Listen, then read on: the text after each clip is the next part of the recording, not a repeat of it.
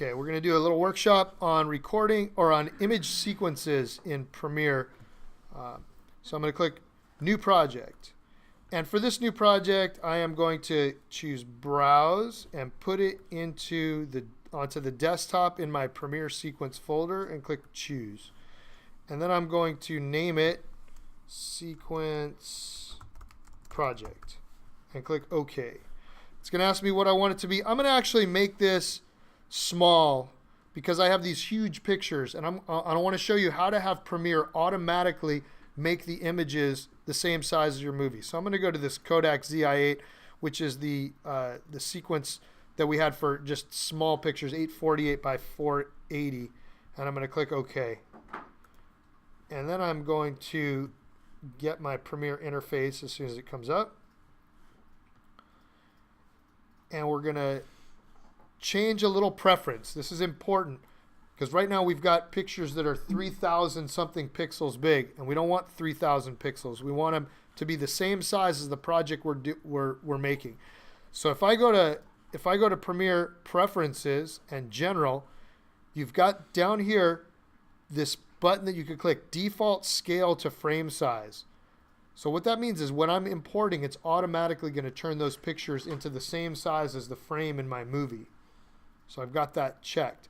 And also you could say still image default duration. So 90 frames is 3 seconds. So right now this is set for each picture to be 3 seconds long. It's kind of long, 3. I'm going to change it to like 1.5. So I'm going to make it 45 seconds long.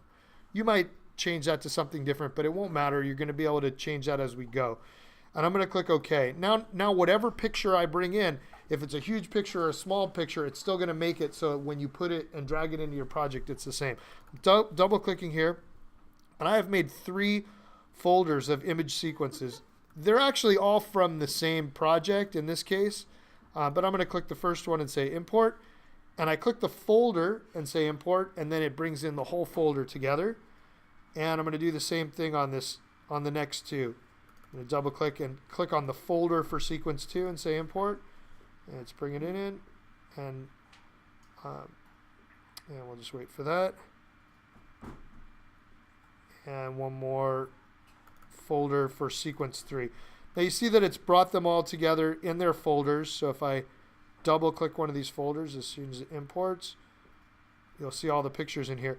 Now you can, if you had a bunch of different pictures and you weren't doing it like this and you wanted to make like a storyboard, you could change to icon view.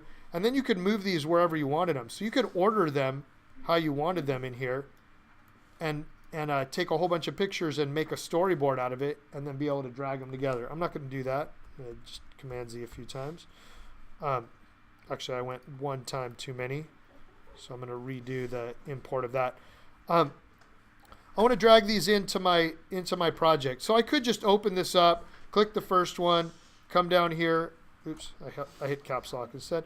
Click the first one, hold Shift, click the last one, and drag it down.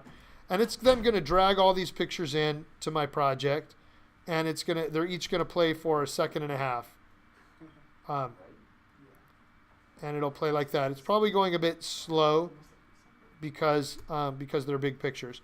If I want to have it automatically, if I zoom in by clicking the plus or the minus key, you can see that it shows each picture.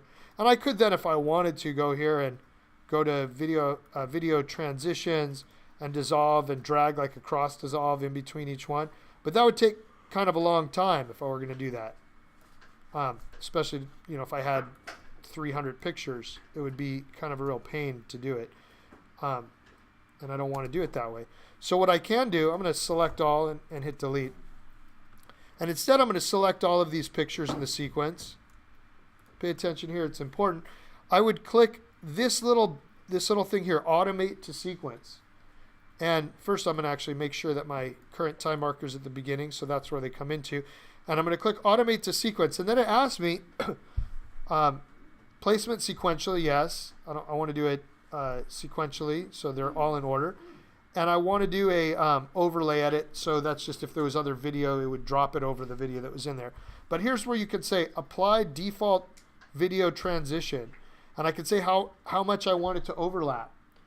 So if I say 15 frames, that's going to be 1/3 of it because it's a 45 frame image. So I'm going to click OK, and then you'll see that it brings it in here, and it has each one of these like this.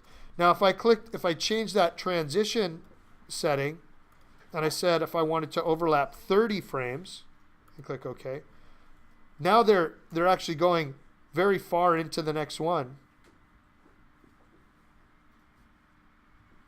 It's 30 frames, so this is 15 on this side and 15 on that side, 15 on this side and 15 on that side. So that's just going to be a straight up dissolve all the way through. It'll always be dissolving. Now here's the cool thing with this. I've just made sequence 1.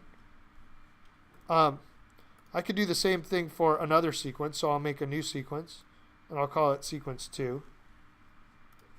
And in sequence 2, I'm going to take this second sequence, and I'll do the same thing, and click this, and just leave that setting, and click OK. And I could click plus some more times just to see what it looks like. And I could do the same thing for sequence 3.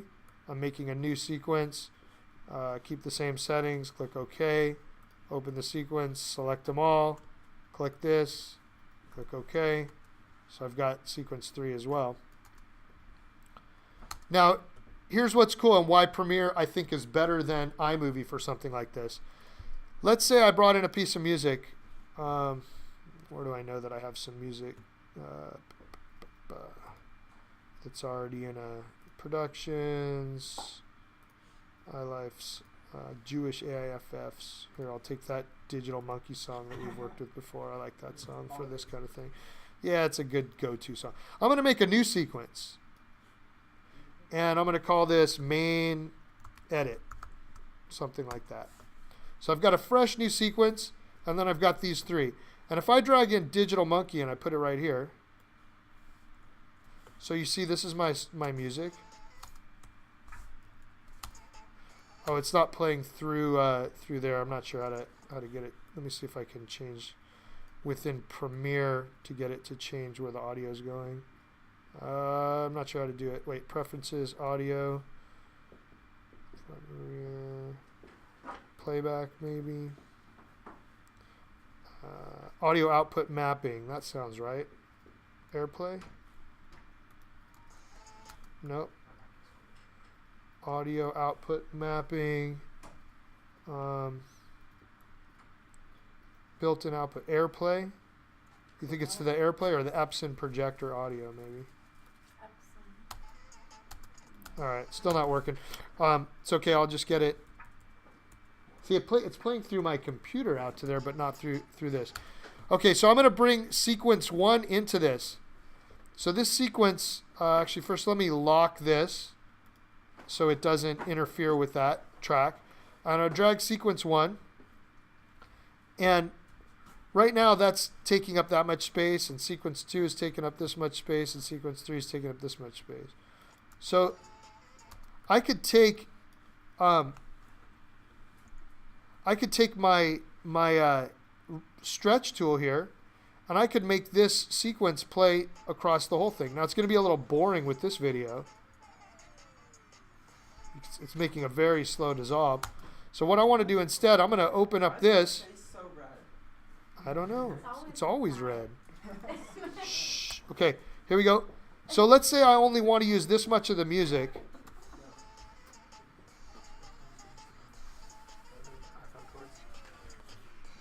Where's the... I can't believe it's so quiet.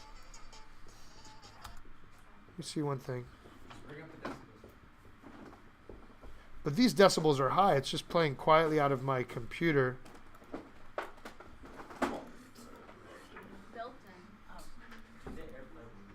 I don't know. No, it's going out the projector audio. Oh, it's still coming out of my computer, but it's working.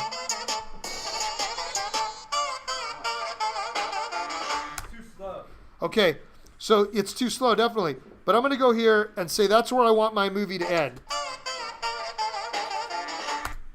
So I say I want to just end it there. I'm going to take this tool and cut it. I'm going to click V and get rid of that. And I want to fit all of my sequences so they fit nicely into just this much of the audio. So I could take this rate stretch tool, And I could go like this and bring it all the way down. And I'm going to take sequence, I'll put sequence 3 next so it doesn't interfere. And I'm going to bring this one all the way down. And I'll take sequence 2 and put it here at the end. And I'll bring it like this. Plus a few times. So I could actually go in here and play with this. And synchronize it to my audio in a really nice way. So this will be my whole project now.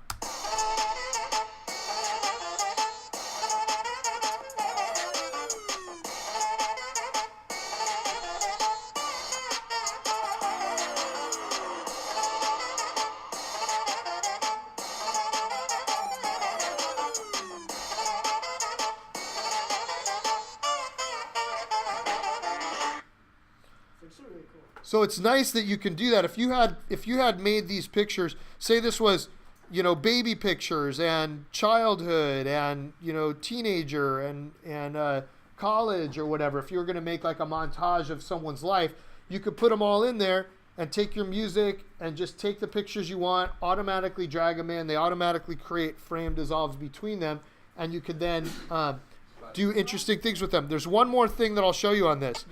Within this. Wait, since I'm recording, let me do this and then I'll answer that question. If I go here to this and if I double click this, you can also, actually I'm going to select these and delete, and I'm going to put it with, instead the sequence, I'll just take it and drag them down. So you could also on these, if I go to effect controls, I could be zooming in or moving these out. So I could click position and scale at the beginning of this clip and go to the end of this clip and zoom in on it, and maybe move the position down. And the next one I could be doing the same thing. I could scale it. I could start maybe really big. I could start really big. This is for your, hold on one second. And I could scale out. And you could do that sort of thing. So you've got your pictures moving like that. And I could put my cross dissolves in. So if you're back here and you go to your main edit.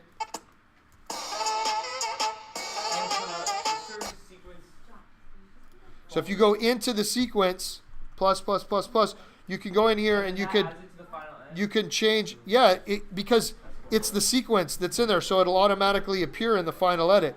So I could just be zooming in on these things if I wanted to zoom in on a bunch of them one after the other. Not that I would ever want to do this, but I could if I wanted to. Mr. Bonner, I still don't understand the sequences. Let me end just this, and then let me just show you this one more time. Hold on. Go to the main edit and look at sequence 2. So then when you're done, you go File, Export, Media, and then you'll check on Match Sequence Settings in most cases. You can double check that with me, and you'll give it a name by clicking Output Name. So I'll call it Sequence Movie, and click Save, and then click Export, and it's going to turn that all into a movie. What was your? Let me stop the recording.